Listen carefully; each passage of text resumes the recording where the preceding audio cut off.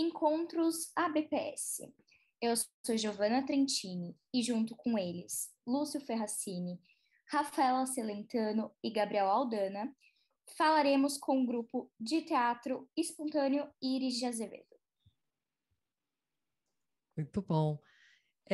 Poderiam cada um de vocês se apresentar, porque os nossos ouvintes aqui não estão vendo quem são vocês, eu estou vendo várias carinhas aí. Então, fala um pouquinho de quem é cada um. Bom, meu nome é Gabriela, eu sou psicóloga, psicodramatista em formação do nível 1 na BPS e trabalho na clínica e estou aqui no Teatro Espontâneo com esse povo aí. Eu sou a Fernanda Biguetti, eu também sou psicóloga, psicodramatista em formação no nível 1 na BPS, trabalho na clínica, trabalho com grupo e individual, também estou aqui fazendo parte do grupo de Teatro Espontâneo Iris. Meu nome é Danilo, sou psicólogo, psicodramatista aí pela BPS, quase formado. Sou músico também e faço parte do grupo Teatro Espontâneo. Eu sou Fernanda, sou psicóloga, psicodramatista em formação pelo Instituto Rio Pretense de Psicodrama e RP. Também sou professora de música e inglês.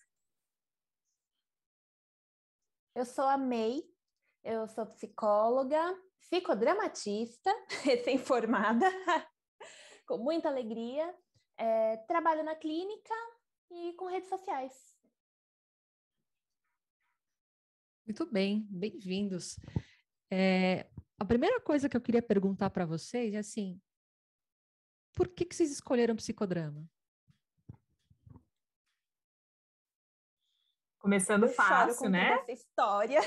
Gente, faz um tempinho aí, mas vocês lembram ainda, né? Tipo, o que deu na cabeça? Falou assim, acho que eu vou fazer psicodrama. O que passou aí? A minha história com psicodrama começou há muito tempo atrás. No meu ensino médio, eu tive um professor de artes que trabalhava com os 100 jogos do IUD.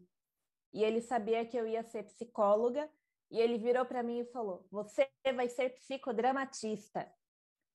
E eu falei, tá bom. E aí eu entrei na faculdade de psicologia, nem lembrava, hoje é uma coisa muito marcante isso que ele falou para mim, mas eu entrei na faculdade, eu nem lembrava, e a minha primeira matéria foi teorias e técnicas para grupos, com uma psicóloga que trabalhava com psicodrama dentro da Fundação Casa. E eu falei, é isso que eu quero ser quando crescer. E aí não saiu da minha cabeça a ideia de ser psicodramatista. Cá estamos nós. Comigo, eu sempre fiz teatro, né, minha vida inteira. Não espontâneo, só teatro.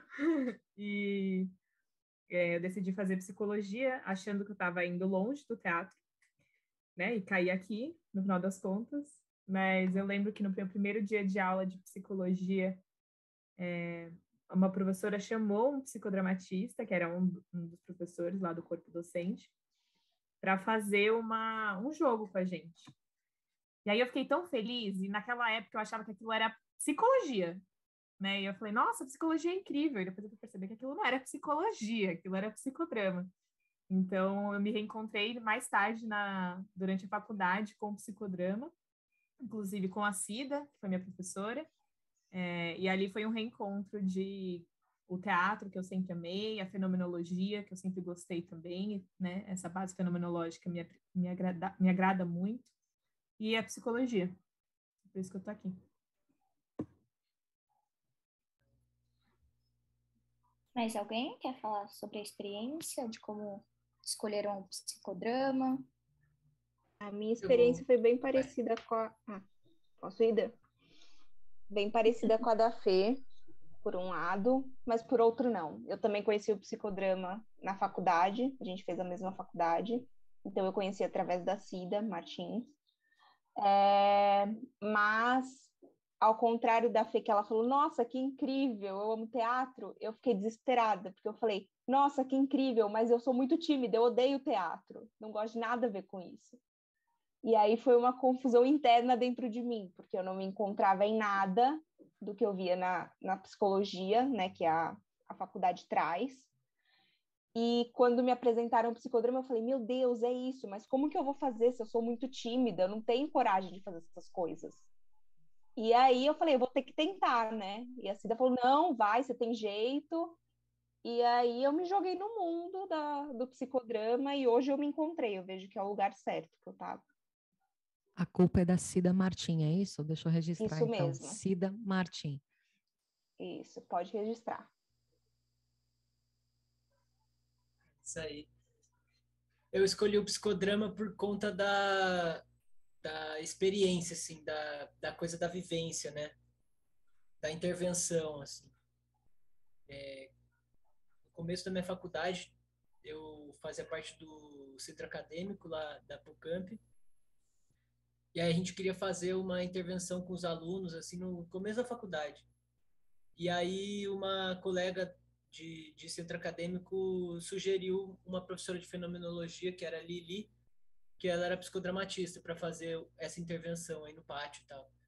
E aí eu nem sabia o que era, e quando eu participei eu fiquei, nossa, que legal, tal. Depois me afastei um pouco do psicodrama, e aí quando eu fui fazer os estágios eu caí no psicodrama de novo, e fiz estágio no CAPS-AD com psicodrama, e foi muito especial. Aí já era. Também começou na faculdade, foi com a Tina Zampieri, minha professora de psicodrama.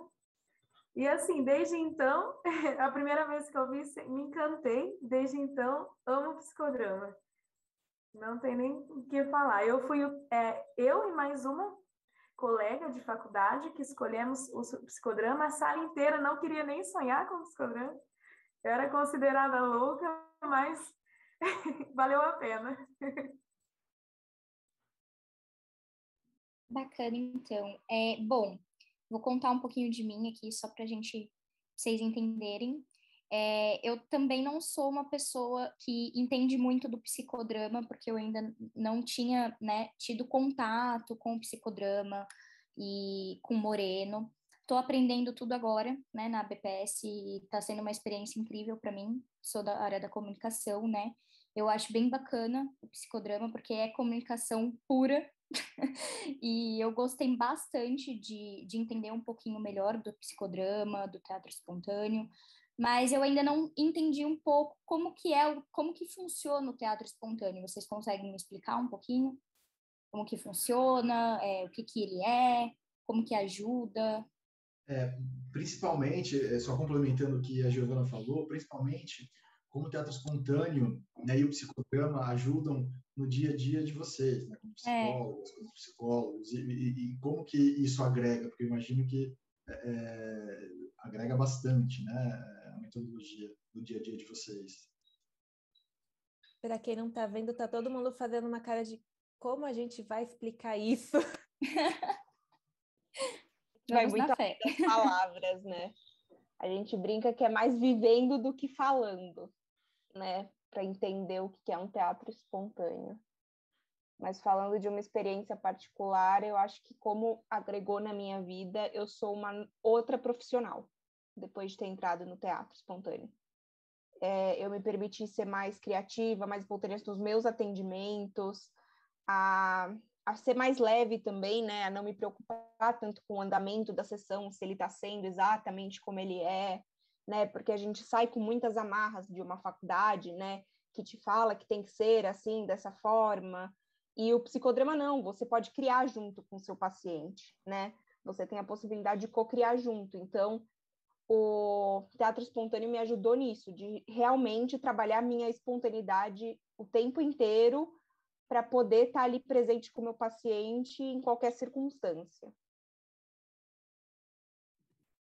Faço das palavras da Gabi as minhas, assim. Eu percebo muito diferença na minha prática como psicoterapeuta desde que eu comecei a fazer teatro espontâneo. E como pessoa também, assim, acho que eu aprendi a ficar de boa, sabe? Não precisa ficar tão neurótica, pensando tanto antes, tipo, vai rolar, sabe? Confia, estuda e vai. E isso me ajudou muito, assim. O teatro espontâneo que me trouxe isso. Além de ser uma fonte de muito carinho e diversão para mim. Então, também é um trabalho, mas é muito divertido, muito gostoso. Acho que para quem nunca viu uma sessão de teatro espontâneo, é difícil explicar como é que é, mas bem por cima, então se vocês estão aí nos ouvindo, tiverem a oportunidade de participar de uma, participem, porque é muito mais fácil de entender participando. Muito melhor vendo, né, May? É muito melhor vendo.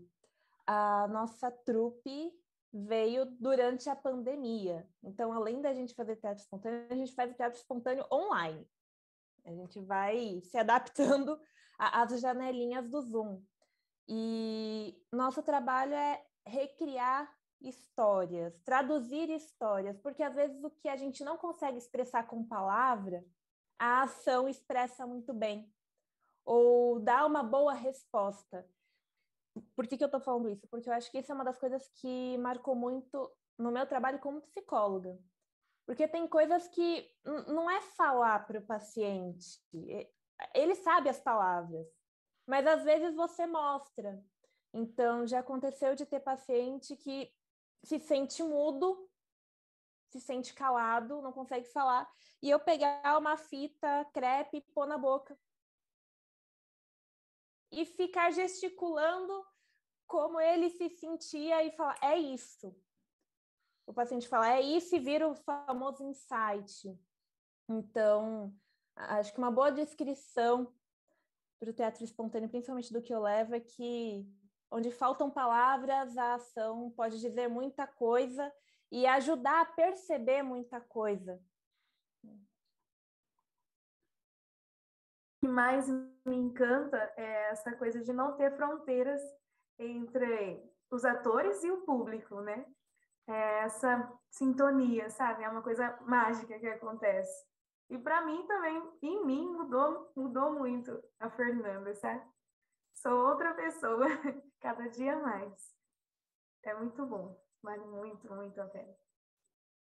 Lúcio tá aí, quer falar alguma coisa? Quero sim, acho que tem uma série de coisas assim, pegando acho que do que você pergunta agora sobre teatro espontâneo, né?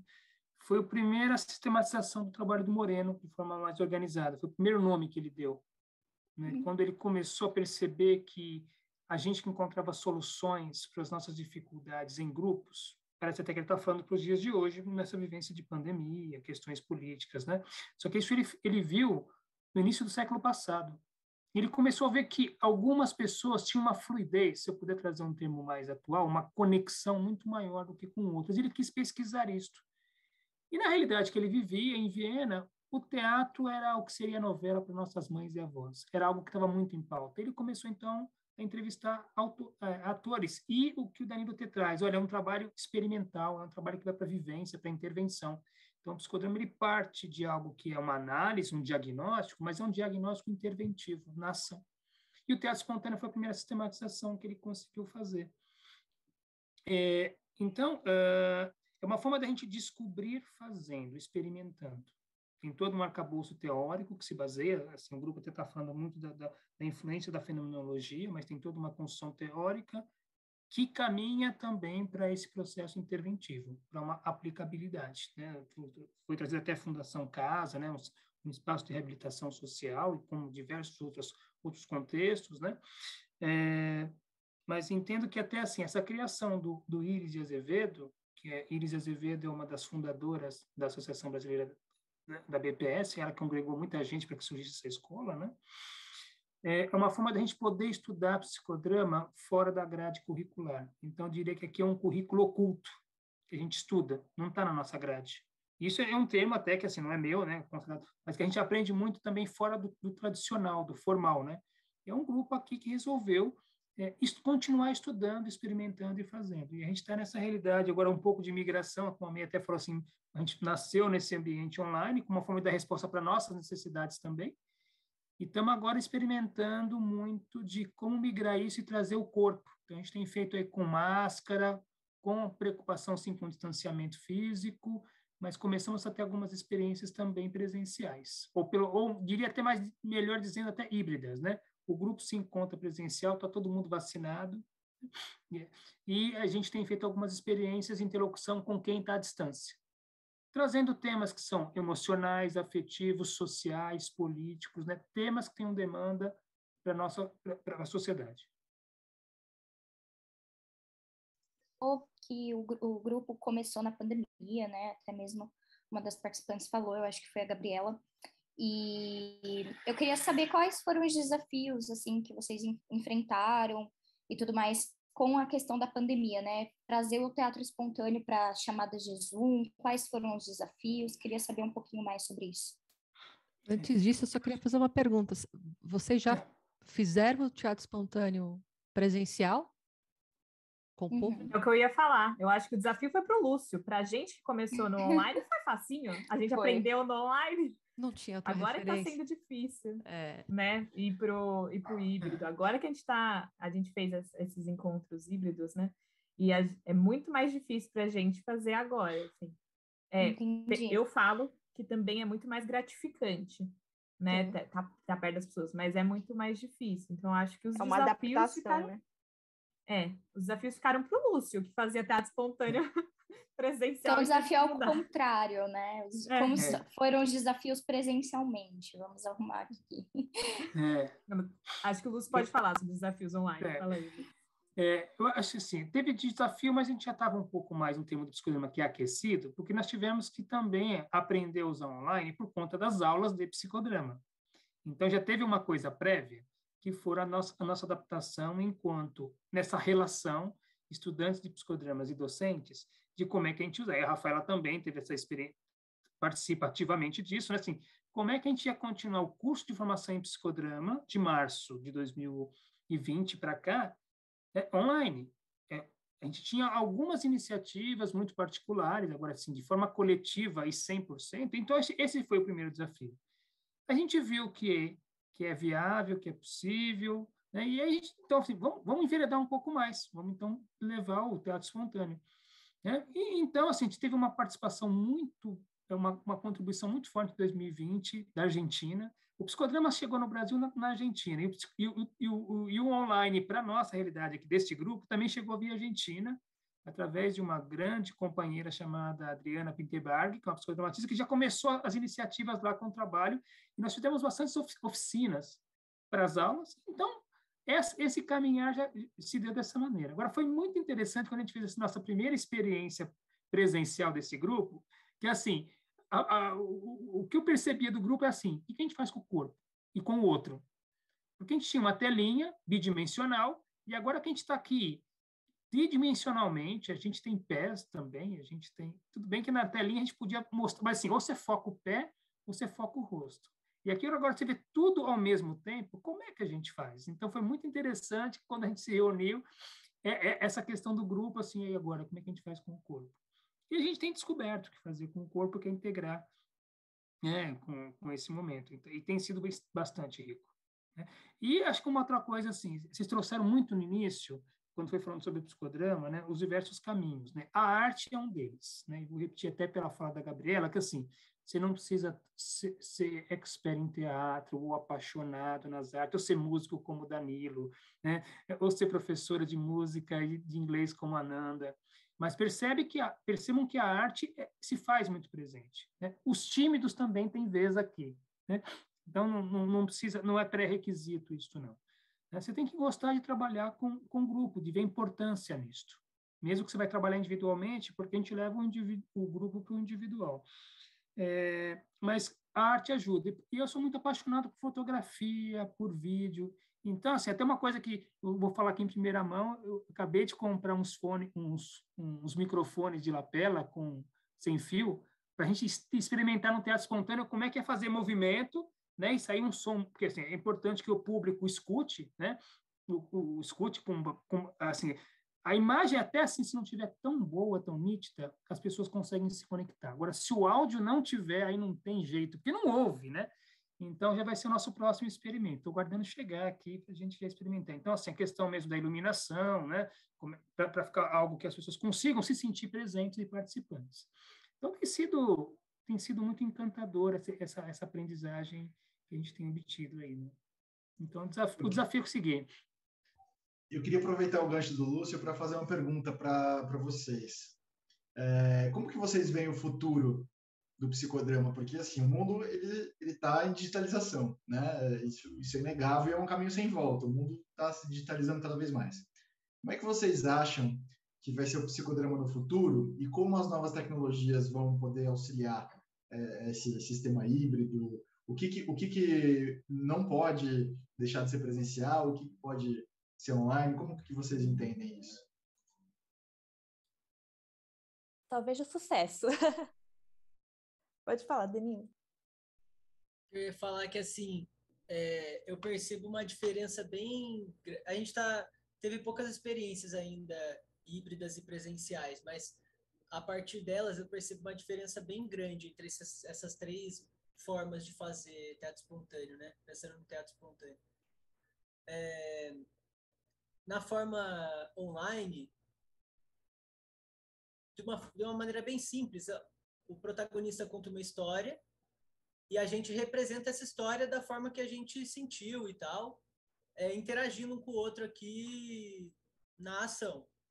De repente, complementando uma cena do outro, entrando e contracenando e tal, só que tá cada um nesse quadradinho aqui, né? Então, entrando e saindo, né? Abrindo e fechando as câmeras e tal.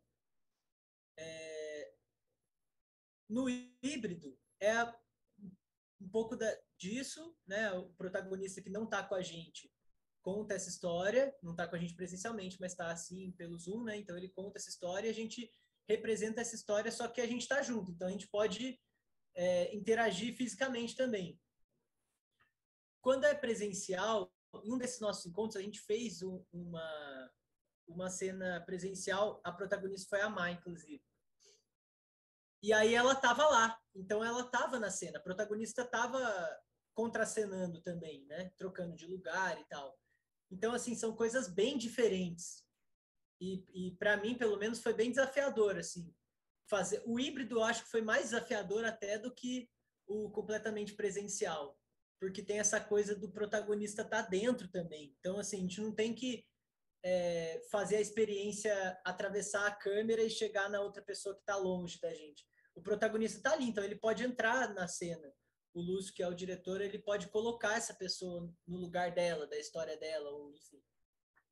Então, assim, você perguntou do futuro, né? Eu acho que existem possibilidades mil, a gente pode usar a tecnologia de várias formas. Inclusive, uma coisa que foi interessante do híbrido é usar várias câmeras. Então, a gente consegue trazer várias perspectivas daquela cena e tal, isso é muito legal. Mas eu acho que essa evolução tecnológica e digital do mundo não vai excluir as experiências presenciais, porque são coisas diferentes, assim, né? Não é que uma coisa substitui a outra. Eu acho que são práticas experiências diferentes. Eu queria aproveitar esse gancho, Danilo, porque assim, vocês estão trazendo que a experiência de vocês primeira, né, foi com o teatro espontâneo online. Eu só tive experiência com teatro espontâneo presencial. Então, vou perguntar, Lúcio, você que teve experiência nos dois, né? Como é que você vê essa coisa do vínculo com o protagonista, né? Porque eu aqui do meu olhar, né, tentando ver como essa, claro que não enquanto plateia, já assisti o Grupo Íris, aliás, eu recomendo, tá, gente? Grupo Íris de Azevedo. Mas, enquanto membros da trupe, né, para fazer essa conexão com o protagonista, para conseguir captar o sentimento que está vindo naquela história, naquela fala, como é que vocês driblaram essas questões online, né, para conseguir se conectar dessa forma com as pessoas? Eu acho que é utilizar um princípio muito ativo aí eu já usei até o adjetivo aí. Somos todos psicólogos, não necessariamente tem que ser psicólogos, mas aqui o grupo acaba sendo, da nossa escuta e nosso olhar ativo. Então, assim, se a gente tem aqui um foco que é o rosto da pessoa, e aí sim, não dá para ter sem câmera. Aí isso não acontece. Eu não consigo pensar ainda numa evolução onde não tem esse olho no olho, mesmo que de maneira aqui, né, virtual. Então, eu tenho que estar no olho da pessoa, captando a expressão, a emoção, e a narrativa. Então, assim, e aí, dentro dessa narrativa, aquilo que faz a pessoa brilhar os olhos. O que é que ela está contando, que ela está compartilhando dela, da história de vida, que está presenteando a todos nós aqui, que merece ser comemorado. Alegria, tristeza, dificuldade. É isso que nós, enquanto grupo, focamos. Então, neste aspecto, eu não vejo diferença do presencial ou do online. Né? Assim, o respeito à pessoa que está aqui na nossa frente. Em termos técnicos, aí tem uma grande diferença que eu concordo muito com o que o Danilo está trazendo, né? O formato acaba sendo, hoje ainda, né? Muito diferente, que a gente tem utilizado mais no online. O protagonista, o dono da história, acaba sendo mais um narrador, que daí nós estamos pegando bastante emprestado o formato do playback. Então, o protagonista tende a ficar no lugar de narrador. Porque tem vezes também que ele conta e ele participa da cena, ele conversa com os personagens, ele muda a estrutura. Então, mas geralmente a gente pega emprestado esse aprendizado online do playback, que é um outro formato aí de trabalho também. No presencial, né, da metade do tempo da meia, para os nossos ouvintes saberem, é o playback theater. Isso, obrigado. Então, no presencial tem, assim, o protagonista tende a estar dentro da cena. Ele é mais um personagem, lógico que ele é o personagem, onde a história gira em torno, né? Então, foram essas as adaptações na parte técnica. Agora, na parte de desenvolver a história, é respeito, é escuta plena, é olho no olho, para a gente poder captar o que é importante, né? O que tem significado para a pessoa que está narrando, contando a sua história. Eu acho que a gente pode até chamar Moreno, né? Porque ele via isso, né? No princípio da espontaneidade e da criatividade, ele falava sobre um psicodrama passando na televisão, né? Então, assim, ele mesmo já sabia do potencial e que isso não ia dificultar ou cortar coisas importantes do psicodrama. Não ia deixar de ser psicodrama ou teatro espontâneo porque estava através de uma tela, né? E acho que é isso que o Lúcio traz, né? O co-inconsciente, a tele, a conexão, ela passa por essa tela, né? É o respeito, o carinho. Não precisa estar no presencial para ter isso. Essas questões não tem problema nenhum, assim. Pelo menos eu acredito. Eu acho que daí o que muda muito é a questão mesmo da nossa ambientação, né? O que a gente vai usar, como a gente vai usar, a gente treinou muito, a gente se encontrava praticamente semanalmente, né, para treinar. Então, vamos tentar jogo de luz, vamos tentar abre e fecha de câmera, como a gente vai fazer para ter uma questão mais estética mesmo, né, no online, por exemplo, porque isso é uma preocupação muito grande do teatro, né, a preocupação estética. E aí a gente foi vendo, né, que, por exemplo, no presencial, a gente talvez não precisaria tanto de instrumentos, de materiais, né, não precisava tanto.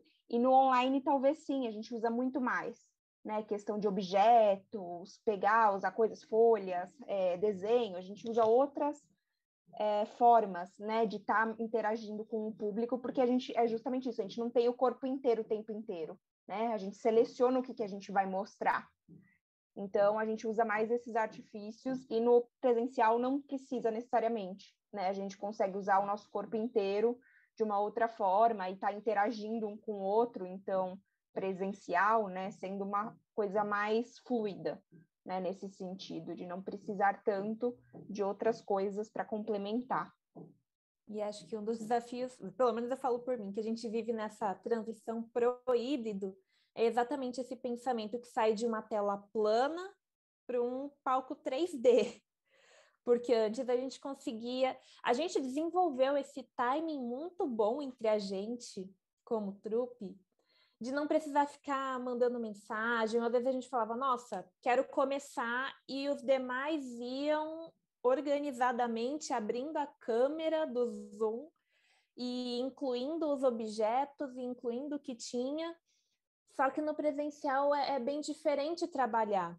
Acho que é uma questão de plano mesmo, porque aqui a gente está num plano só, a gente está todo mundo se vendo, ou todo mundo não se vendo quando fecha a câmera, está vendo o protagonista, quando está híbrido, a gente está num plano, a trupe está num plano que é o 3D, o presencial, o protagonista está em outro. Eu acho que isso causa um outro impacto, e quando é totalmente presencial, e aí a nossa experiência foi entre a trupe mesmo, é outro esquema, porque aí está todo mundo no mesmo plano. Talvez estar todo mundo no mesmo plano cause até um pouco mais de agilidade e facilidade na tele, no ato espontâneo, do que você ter que pensar em como que a imagem está sendo transmitida, enquanto eu estou aqui presencial com as outras pessoas, onde estão as outras pessoas? Porque aí meio que divide o pensamento em como que a imagem está chegando e como que a gente está vivenciando. No online, a gente só precisa vivenciar, porque a gente está vendo, a gente já tem uma noção de como a imagem está chegando, e no presencial também. Talvez seja uma dificuldade a incluir, um desafio a incluir. A gente até, né, tá achando maneiras de lidar com o híbrido, né? Então, por exemplo, alguém falou que a gente está usando 2 câmeras, né? Então, uma câmera para ficar na cena toda, outra para fazer os detalhes. E aí foi decidido, as pessoas que estão na câmera, elas não entram em cena. Porque se a gente for dividir mais ainda a cabeça, aí que a gente não vai estar 100% ali, né? Então, quem está na câmera durante a cena vai estar na câmera durante a cena. E é esse o papel dela, que é um papel tão importante quanto, porque essa mensagem tem que ser passada, né? Como qualquer teatro. Essa mensagem tem que passar, é a comunicação, né, em primeiro. Então, tem que ter esse entendimento de eu vou entrar em algumas cenas e outras não, né? Eu vou estar de câmera nas outras. Além da estética de quem está com a câmera na cena. Vocês falando isso, eu me deu um insight, assim, né? Caramba, que a May falou, né, que quando a gente está online, é só esse plano 2D, e a gente está vendo tudo. Quando a gente está presencial, é o 3D e é o presencial. E quando a gente está no híbrido, a gente está aqui, mas quem está vendo isso através de um 2D. E aí, aí que eu saquei, falei, caramba, essa ideia, então, da outra câmera é uma forma da gente tentar colocar uma outra dimensão ali na coisa, né? Dar profundidade para a cena, né? Com uma câmera que se movimenta e tal. Enfim. Eu vou falar que isso que eu falei foi um insight do que você falou sobre o híbrido, inclusive. E para o futuro, eu acho que é isso, né? Eu acho que a gente tem mais possibilidades, né? Eu acho que nenhuma dessas opções vão morrer. Essa é a questão, né? Acho que depende do trabalho, de como vai ser. O online é ótimo porque a gente pode levar para qualquer tipo de pessoa em qualquer lugar, né? Então tem essa possibilidade. Eu acho que para o psicodrama isso está sendo muito importante, porque querendo ou não, a gente não tinha tanta visibilidade, né? Como psicodramatistas. E eu percebo que no online muito mais gente está conseguindo conhecer o que é o psicodrama, né? Ter oportunidade de ir, porque nem sempre as pessoas conseguem ir numa vivência presencial, saber, né? E a gente poder ter essas vivências no online faz com que você só ligue seu computador em qualquer lugar do mundo que você esteja e participe, né? Então, acho que nenhuma das opções vai morrer, todas são bem-vindas, né? Acho que é entender para o que a gente vai usar e como. Uma coisa interessante que você trouxe, Gabi, é sobre essa coisa do... o online fez necessário na vida de vocês, né? E eu acho que a tua turma começou na BPS, começou presencial.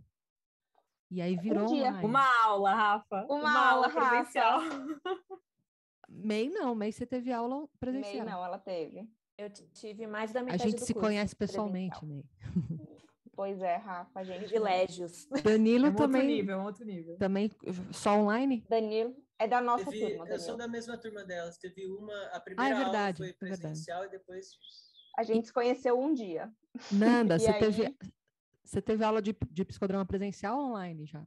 Tive aula presencial durante 1 ano e o restante dos 2 anos seguintes, tudo online. Entendi. Porque eu tô aqui me perguntando como é que vocês tiveram essa ideia. Tipo, o Lúcio chegou para vocês e falou, vamos fazer um teatro espontâneo, e vocês foram? né? Ou foi um negócio assim? Tipo não. isso. Foi exatamente foi um isso. pouco antes, vai. Na verdade ele Foi veio, com a Adriana. eu tenho uma proposta indecente. Proposta indecente. Ele vem Começou com com a essa. Adriana, né, Lúcio? Mas aí eu já não sei quem chamou a Adriana, se foi o Lúcio que chamou a Adriana para fechar a jornada do ano passado. E aí a Adriana, foi você que chamou, Lúcio? Ótimo. O Lúcio chamou a Adriana, né? Que ele falou, né, que inspirou muito o Iris, para fechar a jornada. E aí a Adriana falou, a Adriana é argentina, e ela falou, preciso de uns egos que falam português. Me arranja uns egos aí. E aí foi onde começou. E a gente teve a primeira experiência na jornada como egos da Adriana. Depois disso, o Lúcio falou, bora montar nossa trupe, porque pelo visto dá certo. E aí foi chamando a gente. Ele foi o nosso elo, né? Ele que fez dar certo, assim. Ele foi chamando um daqui, um dali, o que vocês acham? Vocês topam? E aí nosso grupinho foi crescendo e é o que é hoje, né? Tem a Nanda que veio de fora, também veio pelo Lúcio. Então, foi assim que a gente foi se formando. A Nanda de Rio Preto, né? São José do Rio Preto, né? Foi uma aula dada lá, né? E aí, conversando com a turma de Rio Preto, eu agradeço muito, né? Que é uma escola, o psicodrama, assim, tem um movimento muito grande no Brasil, né? A gente se articula. Talvez se fosse uma aula presencial, né? Talvez, né? Se tivéssemos outras condições, mas não daria para não estar participando hoje com tanta frequência. E aí eu conversei com a turma de lá, olha, a gente quer levar a Nanda para esse teatro. E aí tudo certo entre nós, nessa essa comunicação entre escolas parceiras, e trouxemos aqui a Nanda para participar conosco, né? Depois, assim, uma oportunidade, eu queria falar um pouco, surgiu aqui sobre essa questão do teatro espontâneo, mas tem ensaio, então isso também é uma coisa que estou aqui, queria conversar um pouco sobre isso. Como é que é essa história de ser espontâneo e tem ensaio? Então, até a Gabriela falou, a gente ensaia, né? Então, o fato de ser espontâneo, ou mesmo de ser psicodrama, que a base do psicodrama é a espontaneidade, não significa que as coisas não tenham planejamento e organização. Então, é importante para um grupo de teatro espontâneo, é importante para um grupo de teatro espontâneo, é importante para um psicodramatista, é importante para um professor de psicodrama que haja planejamento, que haja uma estrutura. Qual é o objetivo daquele encontro? Senão você pode até ferir questões éticas, né? Ou realmente, ou de repente, você não se comprometer em levar aquilo que você está, que é a expectativa daquele público pelo que você divulgou. Se é um público que são pacientes, se é um público que são alunos, que são interessados em formar um curso. Então, tem que haver, sim, um planejamento, uma estruturação. O que a gente faz nos grupos de teatro espontâneo é essa organização, nos ensaios, né? Essa organização. Por exemplo, para que um não fale em cima do outro. Você vê que, sim, embora que a gente está numa primeira experiência de um podcast, mas, assim, pouco a gente está se atravessando aqui, que poderia acontecer pela inabilidade, né? Pela novidade. Mas, assim, então, essa organização, como é que a gente faz para a gente não atropelar uma fala do outro? E essa linha de raciocínio de uma construção criativa. Então, esse tipo de situação é que a gente ensaia. A gente não ensaia o que vai acontecer na hora, porque a gente até não sabe, as pessoas vão trazer as suas histórias. A gente entra em contato com as nossas emoções, então a gente faz um laboratório assim, das nossas histórias. Então, essa preparação, o tempo que nós vamos ter disponível, o público que está nos convidando, qual é o objetivo, qual é o critério, né? Se a gente consegue realmente levar o nosso trabalho para eles, né? de maneira bacana, de maneira ética, de maneira respeitosa. Então, o uso dos adereços, né? que a Gabriela trouxe, assim, o quanto que isso é adequado, isso não pode poluir a situação. Então, isso é um planejamento. Né? Assim, estudamos, sim, tem literatura sobre teatro espontâneo e uma vasta literatura sobre psicodrama, então há uma fundamentação teórica que nos baseia. Lúcio, eu queria saber como que as pessoas são selecionadas, né, para ser o ator principal, o cameraman, talvez. Como que existe uma seleção ou é algo também espontâneo? A gente já fez diversos experimentos aqui. Vamos fazer por ordem alfabética. Quem se sentir mais aquecido, dê um sinal no grupo. Então, essas são algumas formas que a gente tem, né, de fazer. Tem mais algumas que vocês lembram, gente? Acho que quando a gente estava no híbrido, foi meio assim, a gente escuta a história E quem falar, eu fico na câmera, fica na tela, quem falar, eu quero entrar. Mas é tudo ali, assim, é por história, né? É espontâneo. E acho que a gente consegue chegar nisso, que parece tão bagunçado, porque a gente já experimentou bastante. Então, acontece uma coisa no psicodrama que é a busca dessa fluidez. Mas, num primeiro momento, que a gente chamaria até de... A gente está tomando esse papel novo, que a gente chama de role take, tomada de papel, a gente fez a coisa assim muito rigorosa. Não, entra você, ou entra não sei quem, né? Então, e a gente estabeleceu muitos formatos, né? Então, a gente deu nome para alguns formatos de trabalho. A gente tem percebido que hoje, depois de um tempo de caminhada, que sem muito contornos, sem muito estabelecer que tipo de técnica nós vamos usar em determinado momento, porque a gente já passou por isso, tem fluído muito melhor. Ouvir a cena, quem se sentir aquecido, como você estava perguntando, o que seria esse primeiro ator, né? Entra em cena, dá um sinal, e os outros vão, na sequência, complementando, provocando para dar mais vida àquela cena. Então, a gente está num momento nosso aqui, acho que está, diria assim, mais maduro, que a gente consegue trabalhar com cenas extremamente espontâneas hoje. Entendi. Aí você falou que existem personagens, né, que estão mais aquecidos e tudo mais. Como que vocês fazem para se aquecer, assim? Queria entender se existe uma técnica, um tipo de respiração, alguma coisa assim, porque gostaria de entender melhor sobre isso, de aquecimento, né? Quem dá o primeiro pontapé, assim, para continuar o teatro, assim, as cenas? Eu acho legal pensar no aquecimento como algo que está o tempo inteiro, né? O aquecimento é muito importante fazer no começo, exatamente porque você vai sair de um contexto e entrar num outro contexto. E aí pode ser feito de 1000 maneiras, pode ser uma conversa entre nós, pode ser um dia antes que a gente chamava de esquenta, que a gente fazia cena em cima de cena, pode ser só sentar e conversar, pode ser alongar corpo, né? Acho que tem várias maneiras de fazer. Mas o importante é o aquecimento durante, assim, se manter presente. Todos nós estarmos presentes, mesmo que seja no online.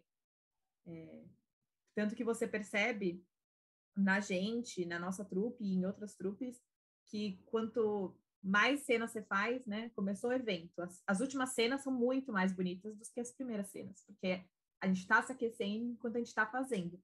E é isso, né? Quando você está agindo, não tem jeito, essas coisas elas vão melhorando enquanto você faz.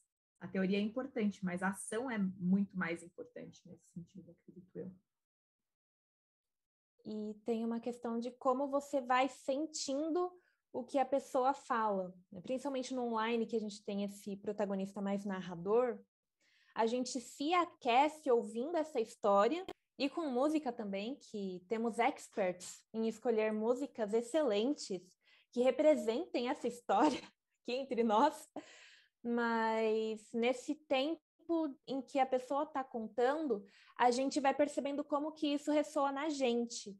E normalmente a pessoa que está mais aquecida é aquela que fala, putz, eu entendo o que essa pessoa está passando, está sentindo, está falando, eu começo. E aí, boa sorte para os próximos. Porque tem cena que é muito rápido, tem cena que é muito... A pessoa tá falando e alguém já fala, eu vou começar, eu já sei o que fazer. E aí a gente... Quem não começa, quem continua, ou então até mesmo quem encerra, porque tem gente que se aquece para encerrar. Eu falo, gente, eu encerro, eu sei o que fazer para amarrar isso. Independente do que os outros vão fazer, e é interessante como as coisas vão casando. Mas a gente vai tendo essa perspectiva do que é a história, como que isso ressoa na gente, e é isso que vai mantendo a gente aquecido e aquecendo cada vez mais. A gente se aquece enquanto grupo, com o decorrer das cenas, então a maneira que a gente entra, as coisas que a gente faz, vão ficando mais bonitas, mas para entrar na história, o aquecimento é ouvir o que a pessoa fala e ver como que isso ressoa na gente. E como que a gente vai trazer isso para a câmera ou para o presencial? Acho que eu queria fazer uma contribuição aí, tanto da fala do Lúcio anterior sobre espontaneidade, quanto dessa pergunta agora. Às vezes, quando a gente fala isso, né, de ser espontâneo, acaba criando um entendimento de que é uma coisa assim, sem Desorganizado? treino, ou não era nem isso, mas assim, tipo, Impulsivo? só fazer, assim, sabe, Sim. sem um preparo. Só que o que acontece? Segundo aí o Moreno e a teoria psicodramática, a gente, desde que a gente nasce, vai vivendo e entrando em contato com as conservas culturais, a gente vai perdendo espontaneidade, né? Então, assim, para fazer psicodrama, para fazer teatro espontâneo, a gente tem que exercitar essa espontaneidade.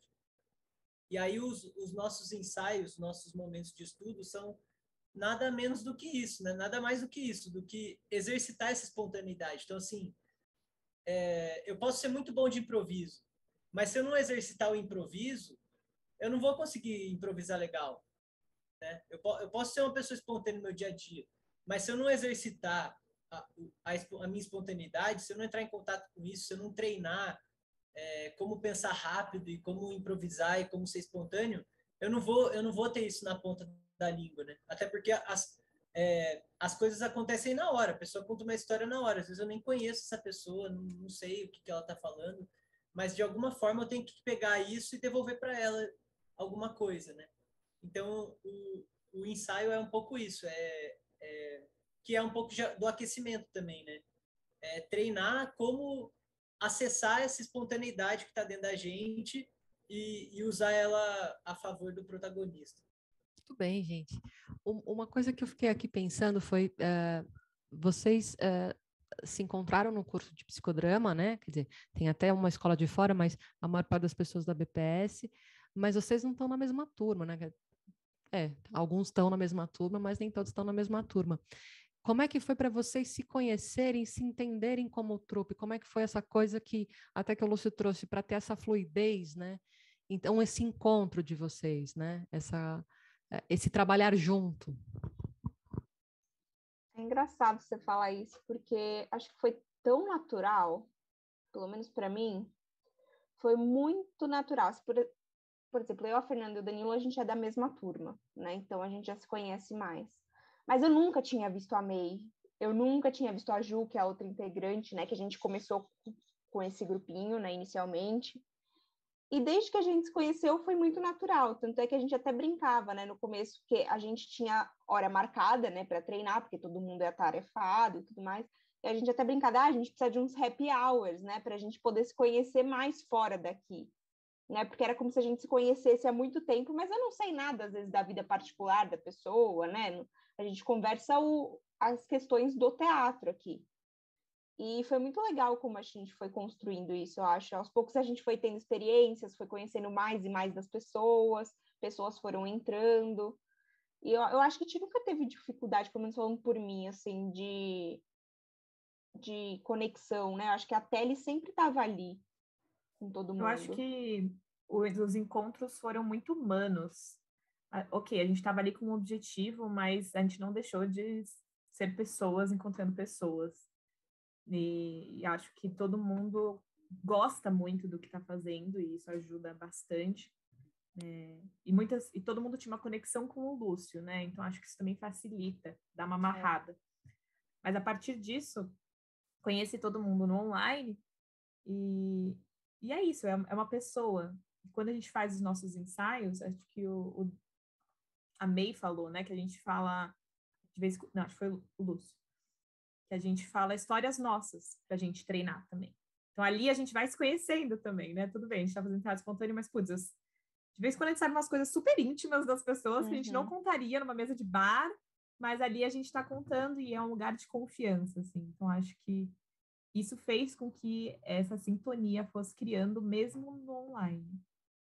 E eu acho importante você falou, Fê, o Lúcio era um elo comum entre nós, né? Então, isso foi uma coisa legal, porque ele fazia com que todo mundo se sentisse muito à vontade, né? E a gente sempre começava aquecendo com uma música, então a gente já entrava dançando, todo mundo junto, então a gente já se sentia parte ali do grupo sempre, né? Então acho que isso faz diferença também. Os nossos encontros, Rafa, sempre foram uma estrutura de uma rave, do qual a Covid não poderia nos afetar. Então, foi muito estratégico nisso. Eu aprendi, Rafa, com um colega da Iris de Azevedo, né? Que Iris de Azevedo, que é a grande responsável pela BPS. Mas ela chamou 2 grandes colegas dela.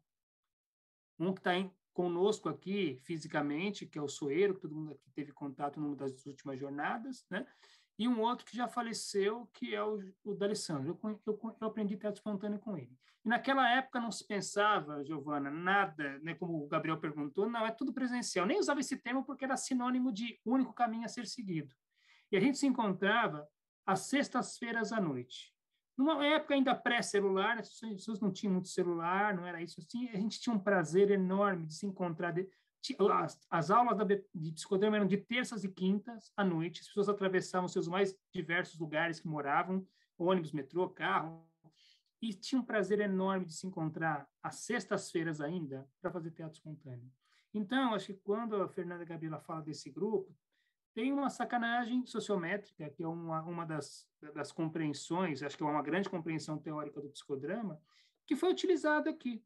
Então, eu usei assim mesmo como se fosse um laboratório de experimento científico, assim, ou de uma festa, que você faz assim, você quer fazer uma festa, quem que eu vou chamar para essa festa? Quem eu acho que vai dar liga ou match nessa festa? Então, foi o que eu pensei, usando a sociometria. Olha, eu conheço Fernanda, conheço Gabriela, Danilo, May, Nanda, a Mônica e a Juliana, que esse é o grupo completo. Assim, eu acho que dá liga. Então, eu apostei nisso. É uma hipótese. Por que eu apostei? Porque são todas pessoas que adoram fazer o que fazem. Acho que a gente tem um desafio grande com o mundo online e talvez com o híbrido, que veio para ficar para tudo, que agora, assim, parece que a gente pode fazer tudo. E a gente se compromete, de forma geral, assim, por vezes, pouco. Então, assim, olha, tem um compromisso, sim, mas eu vou chegar depois, ou eu vou assistir do carro, né? Então, assim, imagina a gente aqui, o grupo Teatro Espontâneo, assim, olha, eu vou fazer teatro espontâneo, eu vou participar, mas eu vou fazer o meu do carro, né? Ou vou fazer o meu da rua, né? A não ser que seja, assim, estratégico ir para a rua, e o Danilo é um desses que mais nos surpreende nessa elaborante, mas que isso seja contextualizado. Não dá, tem que ter uma entrega. E esse grupo tem esse compromisso, são pessoas todas, né? Qual foi o critério, né? Eles gostam de fazer o que fazem, se comprometem com o que fazem, né? Quando não pode, está tudo certo. Vão atrás de estudos, né? E isso foi o que deu, o que está dando essa liga. A gente começou, não estava, acho que todo mundo ainda, e a gente foi, olha, tem fulano que vai vir, né? Hoje, no momento, o grupo está pleno, né? Assim, a gente não pensa nesse momento em pôr mais gente. Está numa fase. Se daqui a pouco nós vamos pensar diferente, é para o momento. Mas, assim, para essa maturidade, esse entrosamento mesmo, né? Então, o primeiro critério, ele foi assim de afetividade, mas de compromisso ético, e esse grupo tem. Porque a técnica a gente desenvolve, né? A técnica é para quem gosta de teatro, para quem não gosta, para quem dá aula de inglês, para quem não entende nada de inglês, para quem toca percussão, como o Danilo divinamente, quem não entende nada disso. Então, cabe todo mundo, né? Quem se formou e fez um trabalho belíssimo aqui de psicodrama com crianças, meio poupineamente falando, né? Então, para quem está formado, para quem está se formando, quem está em São Paulo, quem está em Rio Preto, lá, né, uma escola magnífica, irmã da gente. Então, é para todos nós, Rafa. Cabe para todo mundo, psicodrama e teatro espontâneo. Eu queria entender, né? Vocês explicaram como que, né, o que é o teatro espontâneo, como que vocês se encontram, como que vocês surgiram, mas a dúvida que me pegou agora com a fala do Lúcio é por que vocês escolheram a BPS para fazer essa formação, né, de psicodramatista e afins? Sociometricamente escolhido. Vamos falar, Fê? Foi afetivo e sociométrico também. A gente foi através de, pelo menos eu e a Gabi, eu sei que a Gabi também foi que nem eu, tem nome e sobrenome, Cida Martins. Mais uma vez registrando. Registrando, Cida Martins. Mas acho que também tem essa questão da afetividade, né? Pelo menos eu falando, eu cheguei para conhecer a BPS e eu me senti muito bem no local. Então, tem isso, né? É um lugar muito... Todo mundo que a gente conversa e a gente fala que a gente é da BPS, o pessoal fala, nossa, que legal, né? É um lugar muito acolhedor, é uma família. E a gente se sente assim lá dentro. É uma Então, delícia, eu conheci faz pouco tempo a casa lá. Fui com o Lúcio, com a Rafa, é uma delícia aquele lugar. Eu adorei. não é? Pois é. E as pessoas de lá também são. Então, acho que foi um lugar que a gente não sabia, né, assim, colocar lá, mas que eu me encontrei, eu posso dizer por mim, eu me encontrei totalmente. E quem fez a minha entrevista para primeira foi o Lúcio, né? Então eu conheci o Lúcio assim, e eu falei, nossa, que homem simpático, que fofo, que legal. Então, assim, foi mais afeto e mais afeto, assim. Então, acho que isso me levou a ficar e escolher a BPS. E depois disso, estando lá, é só mais isso, só mais afeto. Bom, gente, dito isso, eu diria, venham para a BPS, vocês que estão nos ouvindo, tá? Do Psicodrama na BPS é o grupo de teatro espontâneo, que até quem não é da BPS vem para a BPS também, né? Quem é de escola irmã também venham para o Psicodrama. Queria agradecer a presença de todos vocês. Foi um papo bem gostoso, acho que foi uma excelente estreia aqui para o nosso programa piloto. Giovana, quer fazer um encerramento? Muito obrigada por terem nos escutado até aqui. Nos siga nas redes sociais e também em nossos canais do YouTube e Spotify, onde estarão disponíveis também os nossos próximos episódios de podcast. Até o próximo episódio.